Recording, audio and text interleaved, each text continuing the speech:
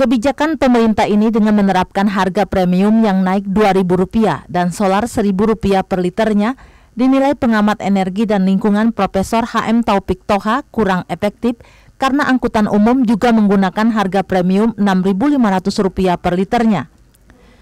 Dengan angkutan umum menggunakan harga yang sama dengan angkutan pribadi, maka imbasnya akan kenaikan harga barang sembako dan jasa, dan hal ini akan memberatkan masyarakat. Meskipun telah diberikan kompensasi BBM seperti bantuan langsung sementara, BLSM pengganti BLT, Raskin, beasiswa siswa miskin, serta pembangunan infrastruktur pedesaan masih belum mampu mengatasi kenaikan BBM ini. Akan berdampak terhadap kenaikan biaya angkutan nanti, dan ini akan berdampak terhadap kenaikan bahan pokok lainnya. Walaupun ini rencananya pemerintah akan memberikan kompensasi untuk yang sekarang namanya BLSM, bantuan langsung sementara yang menggantikan BLT dulu ya, dan juga BSM dan juga Raskin ya. Tentunya ini tidak akan efektif karena secara tidak langsung ini pasti nanti akan menyangkut kepada kenaikan biaya bahan pokok lainnya seperti sembako dan lain sebagainya ini. Profesor H.M. Taufik Thoha mengatakan, kenaikan BBM seharusnya menggunakan wacana lama dengan dua variasi harga yang berbeda, dan angkutan umum tetap Rp4.500 ini akan lebih efektif dan tinggal pengawasan di lapangan dan kesiapan infrastrukturnya saja. Tim Liputan TVRI Sumsel Babel melaporkan.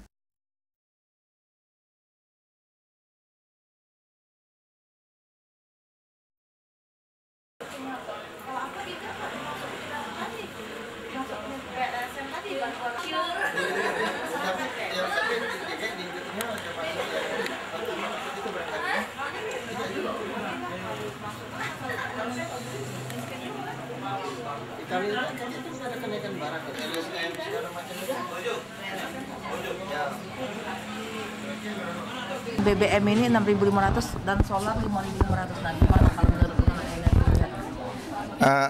Menurut pendapat saya mengenai rencana kenaikan harga BBM ini baik solar maupun premium ini wajar, sudah wajar untuk mengurangi pembengkaknya dana subsidi APBN.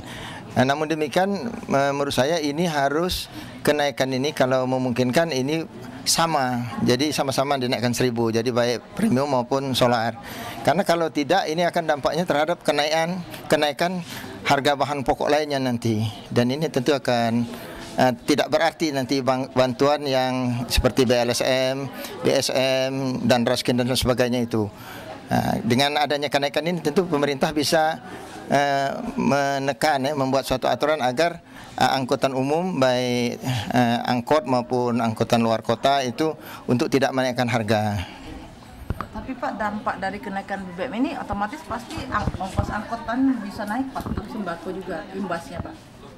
Gimana jadinya? Ya memang ini tetap akan berdampak karena dia tidak langsung ke bahan bakar, karena bahan bakar ini naik kan, jadi tetap akan naik. Tapi dengan disamakan kenaikan harga ini mungkin masih bisa dikontrol oleh pemerintah dengan menjelaskan bahwa adanya bantuan-bantuan BLSM, Raskin dan BSM dan lain sebagainya ini kan. Saya rasa ini untuk mudah kontrol. Tapi kalau ini tetap dibedakan ya saya rasa pasti akan naik yang angkutan kota ini. Tentu nanti berdampak terhadap kenaikan ya kebutuhan bahan pokok yang lainnya yang tentu tidak ada manfaatnya juga. Yang BLSM, BSM dan lain sebagainya ini tidak ada manfaatnya. Kenaikan BBM kan akan disertakan dengan kompensasi BBM kepada masyarakat seperti BLSM, Raskin sama infrastruktur. Apakah ini memang diperlukan masyarakat atau gimana? Ya saya rasa tentu ini diperlukan masyarakat karena mau tidak mau nanti ada kecenderungan untuk kenaikan ongkos angkutan ini, baik angkot maupun kalau angkot dan juga bus mungkin karena dua-duanya bahan bakarnya naik semua kan. Ya. Nah, tapi kalau dia kenaikannya sangat berbeda, ya tentu ini akan naik yang berdampak kepada nanti secara tidak langsung nanti kebutuhan pokok yang lainnya itu akan naik. Ya karena biaya transportasi naik nanti kan. Pak, untuk kompensasi BBM ini berarti menjadi tidak efektif kalau misalnya ongkos angkutan. Betul, ya betul. Ya jadi kalau ongkos angkutan transport naik, ini tentu tidak efektif bantuan ini. Dan kalau kita lihat juga dulu BLT kan bantuan langsung tunai, sekarang diganti BLSM, bantuan langsung sementara. Dan itu dulu 300 per KK ya, sekarang turun jadi 150. Ada penurunan berarti di sini kan. Nah, jadi ini tidak akan berdampak ini. Seharusnya apa Pak? Ya seharusnya kalau menurut saya ya sebetulnya saya sependapat dulu dengan harga, disparitas harga itu. Jadi untuk angkutan umum, bus maupun angkot ya, bus luar kota maupun angkot itu ya, serta mungkin ya katakanlah kendaraan bermotor ya. Nah, itu tetap tidak usah dinaikkan, tetap 4.500. Jadi dinaikkan saja untuk masyarakat yang menengah ke atas ya. Jadi ada tarif masyarakat menengah ke atas. Nah, itu kan nanti tinggal dikontrol saja. Ini apa pelaksanaannya kan?